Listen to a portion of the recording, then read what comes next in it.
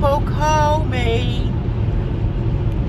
and they say, James, James, James, how are you? Isn't it a lovely day?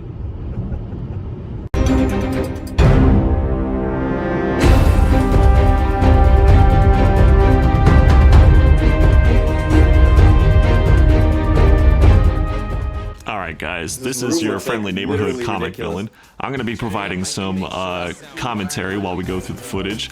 This is us going to a convention in Greenville, South Carolina. Here's where we just entered into the hotel room. Yeah, look at this shit. We're actually really excited because the first time we ever did this kind of thing, let's get a zoom in. we only had like one bed, little small ass little hotel. Without a fucking Keurig in my goddamn hotel room. You see what I'm saying? So it's crazy to see the evolution of us upgrading into suites and stuff like that. Out. Welcome to MTV Cribs. Alright, so we're just waking up. So this is Saturday morning. What, 7 o'clock right now?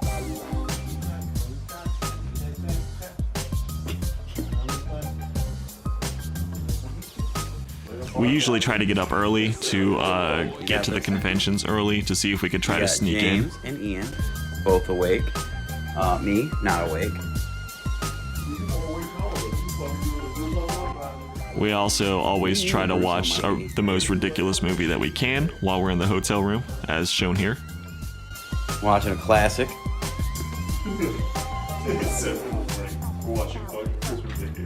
Yeah, it's been a weird day already. We made Ian sleep on the couch last night. Ian, by the way, we were following him around shouting the Ian Lopez show, which is one of the funniest inside jokes that we started, where even some of the vendors started calling him the Ian Lopez show. And yes, he does snore like crazy. I wake up and I look over all mad as hell and I'm like, he's sleeping. What am I gonna do? I said, wake me up. It gets worse when you do that to people. Our whole bed was fucking shaking. I was like, what the fuck? Yeah, I didn't even have to put quarters in it.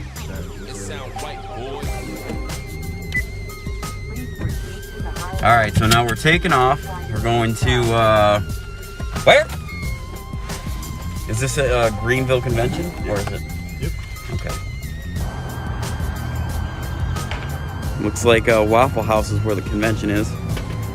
We're gonna be getting us some fucking delicious ass waffles. Alright, so this is usually what we do. We put a backpack on, we have the short box on the hand truck as we're walking to kind of make it seem like we're one of the vendors. That's usually our ploy to get into the shows early. However, we did not know what we were about to walk into here. Right, boy. And you'll see that it was definitely not something that we could have snuck into even if we wanted to, just due to the size of the show itself.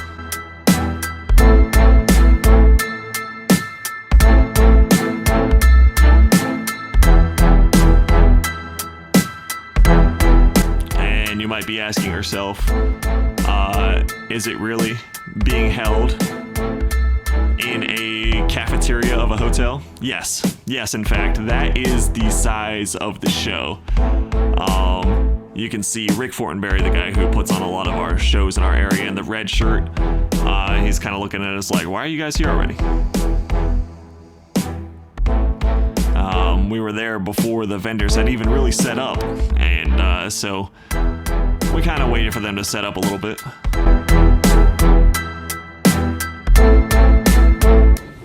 Somebody I didn't know that was looking for a table or what? We're here for the continental breakfast, damn it. Hold your breath on that. We're late. I'm trying to get Spider-Man sandwich. What do I gotta do? I need a first appearance of a hot cereal. Alright. This is actually Weirdy Beardy's booth, Chris Rigo. He sets up at a lot of the shows in North and South Carolina in the area. He always gives us great deals. He's a great guy. Weirdy Beardy's because he's got the long beard. This is Beardy Weirdy's booth. Usually where we stop by, pick up some keys. Look at that Riddler there. We ended up picking that up.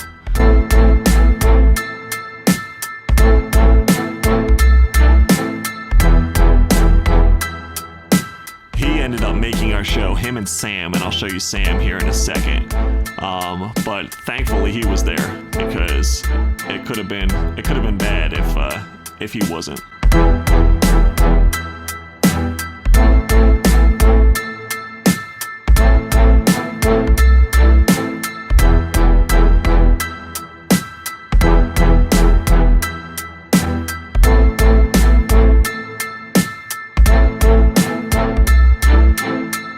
We were definitely concerned and worried because, I mean, we had people traveling. We set up hotel stuff, everything like that, just to come to this show. And when we got there and it was this small, we were just like, oh no, because this is how, you know, we make a living now.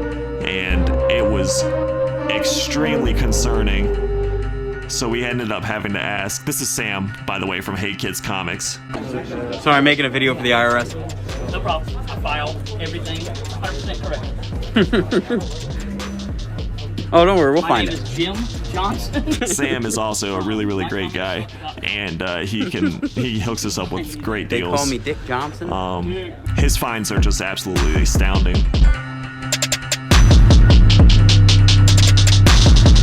But yeah, like I said, we had to ask around and be like, where are all the local shops? And you'll see that play into this.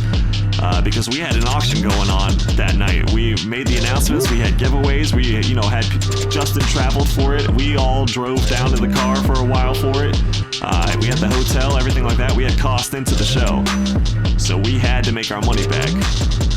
So this was when we switched into look at him slapping books around.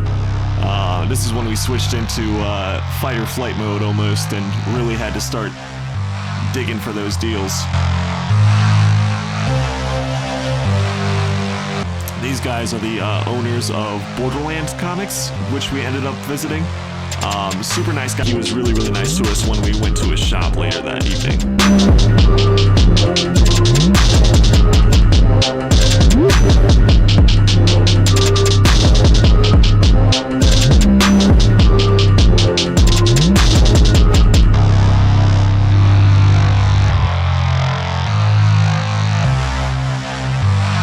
It's got good books though, don't get me wrong. You can see second appearance of Thor, first Jane Foster is on the wall there.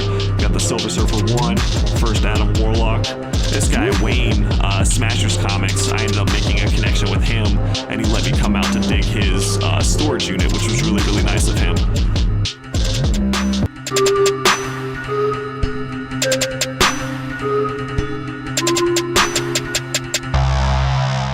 But yeah, this was their Greenville convention. And keep in mind, they did advertise this 100% as a comic convention. And we didn't know because stuff is held at hotels all the time. So when we saw it was at a hotel, we were like, okay, cool. Because, I mean, hotels can have huge ballrooms that they hold this stuff in.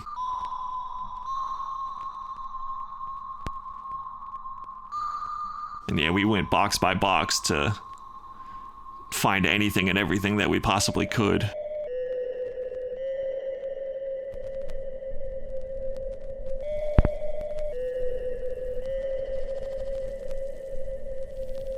The Ian Lopez Show.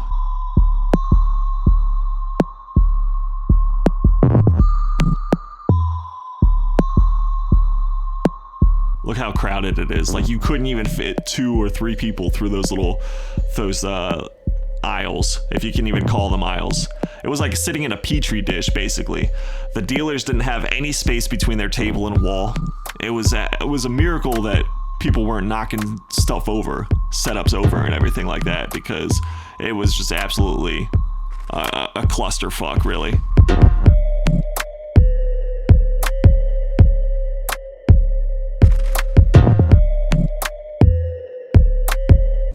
Yo, so that was fucking awful. That shit was fucking whack.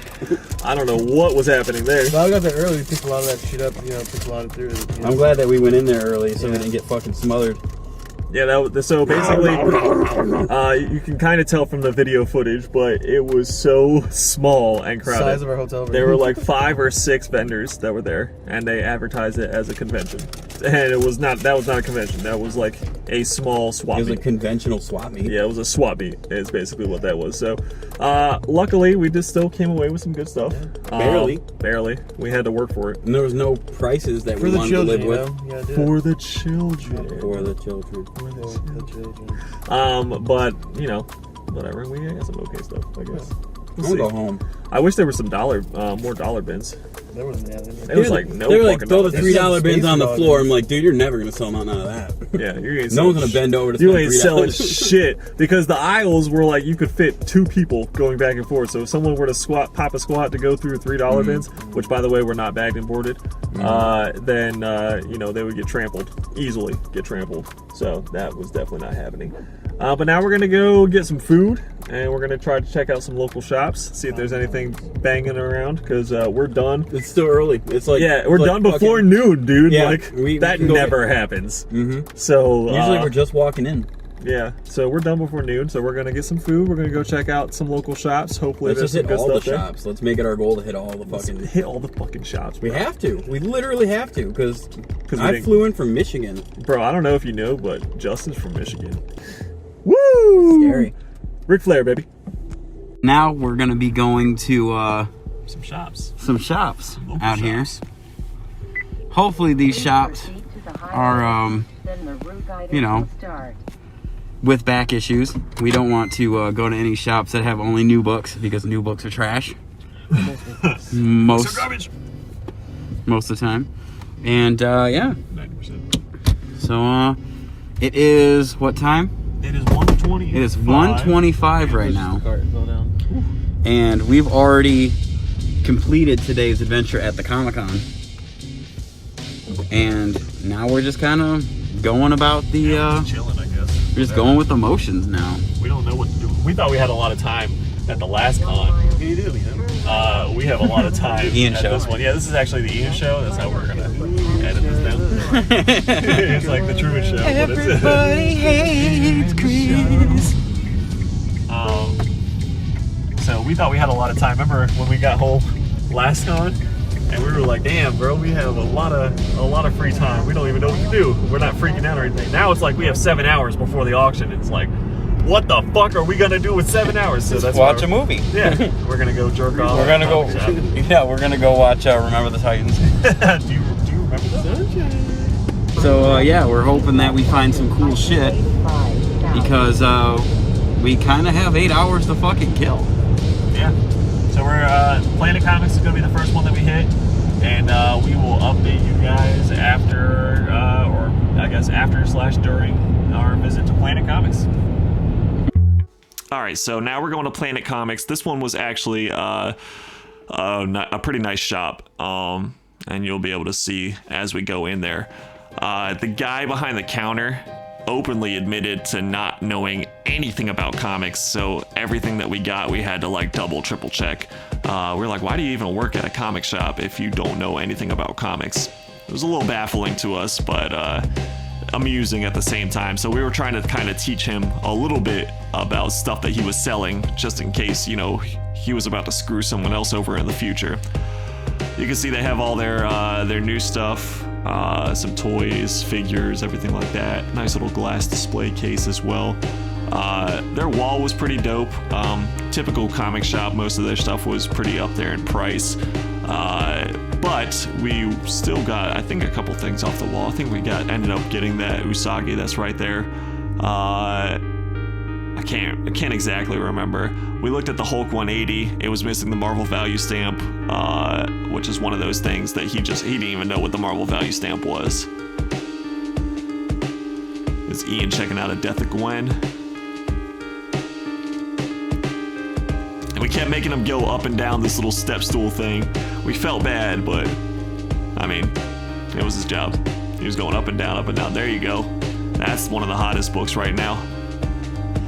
First Agatha Harkness.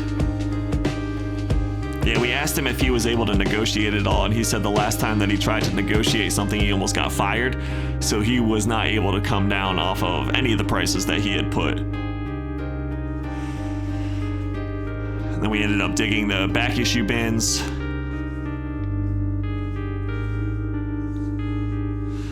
Justin ended up pulling that Avengers book, which was our top buyer prize for the night at the auction. We got that for a pretty good deal.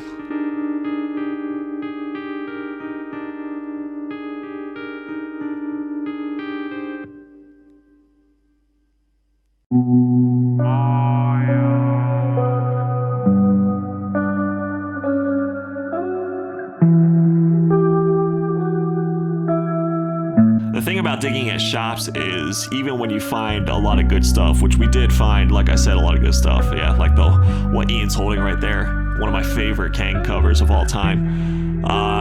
What comes into effect is that sales tax will get you, man. So a lot of our profits for the night were eaten by the state of South Carolina sales tax. Which is why we hate digging through shops like this, but we were desperate, man. We had to. You saw the show, or lack thereof. So digging through these shops was a absolute necessity. All right, and now this is we jump ahead to Borderlands. This is Borderlands comic shop in South Carolina, and their shop was absolutely huge. They had all their new stuff there, as you can see.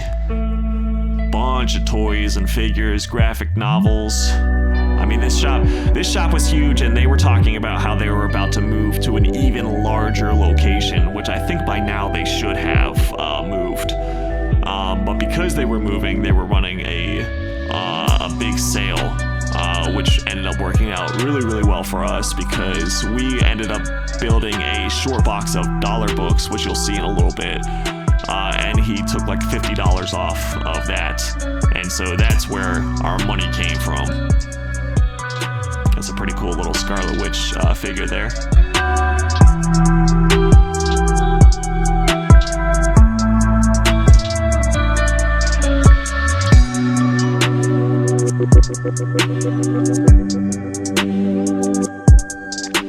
These were all their back issues that they had individually priced, alphabetized, all that kind of stuff. We dug through those a little bit, but they were, priced how they were priced. What you see over to the right, hold on a second. What you see over to the right is going to be all the dollar books, so that's what we dug through to build a short box right there. And you know how we do in the dollar bins, man. We can find stuff that you never thought you'd be able to find. In fact, we found stuff in those dollar bins that were like $4 or $5 in the wooden bins that they just hadn't found or sorted or anything like that. So, plus they took, like I said, the $50 off that short box of books because we were just buying so much stuff from them. So it ended up being working out pretty well.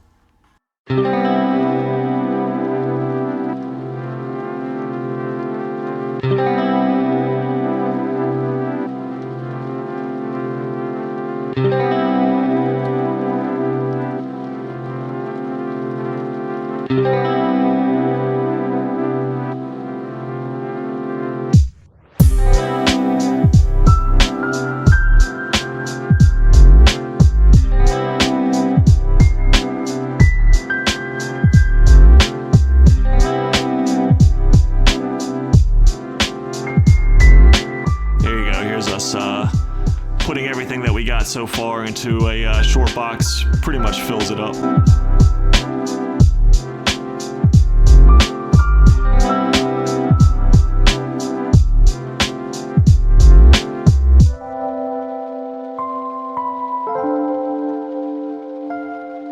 Only issue with that is obviously you gotta rebag and board all that crap. A lot of that stuff not even bagged and boarded to begin with.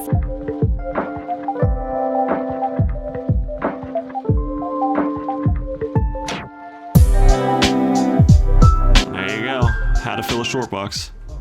And here's where we actually start prepping for the auction. Tell us a little bit about what we have set up here. All right, so usually we make sure everything's set up really well. We like to open on our top buyer prizes just to show the incentives of the night. You can see we have two. We have our lighting well. I got my first book of the night, or first set of the night. Some stickers, free giveaway stuff. I also have giveaways down here where I can reach and show at a moment's notice. Right here to my left is everything that we're selling tonight. So we have it all sorted, checked, bagged, boarded, everything like that. Also right here underneath me, I have my buy it nows. Whenever there's a lull or maybe there's some long bidding going on for one of the major keys, I can throw up a buy it now for you guys real quick. And then I have the stuff I'm going home with over here, which is cool. That's all going to be for claim sales later this week or next week. Still needs to be sorted, checked, bag boarded, everything like that. And then if we continue over there, we have Lopez! The secret weapon! A lot of people don't realize how much work and effort goes into setting up these auctions. I mean, all of this occurs in one day. The convention, the shop hitting, the digging, the rebagging and boarding, sorting, checking, pricing, and getting set up. He runs around the hotel room like a crazy person. I will be filming. Setting all the piles and everything together and making sure that everything is kept straight for you guys as far as invoices go.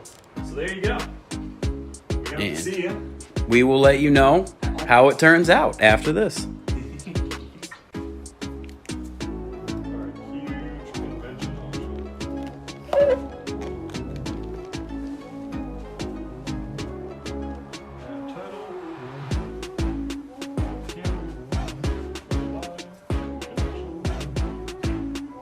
We are live. And it begins. And it begins. That is how it And just like that, now we are live for the night. Today. But first, before we get into any kind of selling or anything, when we flip the camera, we're gonna toast. Yes. Please, let us toast the man who was supposed to be here tonight. This one is for Dusty. He was supposed to be here. Come on, get in the frame. I don't want to just be by myself. Get in here, boys. But yeah, Get in let's here, raise boys. one up for Dusty because, God damn it, he was supposed to be here partying with us today and throughout the rest of the next few weeks and months and years and everything. So this one's for Dusty, man. Yeah, we definitely missed that guy. Dusty, gone far too soon, so RIP to Dusty Harris, man. We still miss him every day. And we'll just start it off at $5. That's gonna kick us off. And yeah, so now you can just kind of see a little bit. I mean, it's just us running off of a phone, throwing up buy it nows, different books, everything like that. Just flipping through all the stuff that we had bought for the day, giving away stickers, reminding people of the top buyer prizes, everything like that. All right. We're about, what, 4 hours in now? 3 hours in? 3 hours into the auction. We're going to get a quick update here. You can just see as we start to build everyone's piles throughout the night of sold books. This is the individual customer orders. And it gets, I mean, they fill up pretty quick. You can see right there, there's probably about 30-ish orders. We usually bring about 50 people into the auction when we hold these big convention ones. 50 people at a time. When we end the video, it usually says we had about 600 people all together. 65 with clean sleeve. I have an X Factor number 1. So I have a PDF copy with 8 to that. 69 with pages. Nice.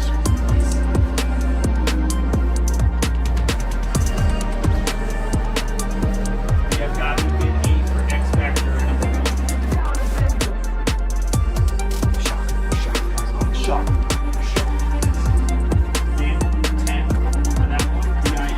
And we really just try to have as good a time, as fun a time as we possibly can. With this particular show, this is probably the worst that we had ever done. Like, out of all the shows that we've done, this was by and large one of the worst ones, just because of the size. We had no idea that it was just going to be such a small show. Well, you got some Star Wars true fans in here right now. There you go, there's the cane cover that we pulled out of the bin.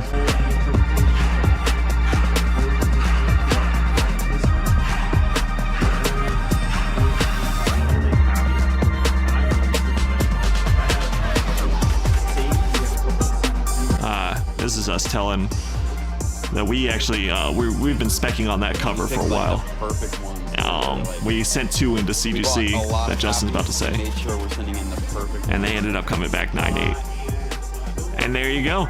That was it. Thank you guys for watching. I appreciate you hanging out with us. Next time that we're at a show, be sure to join us.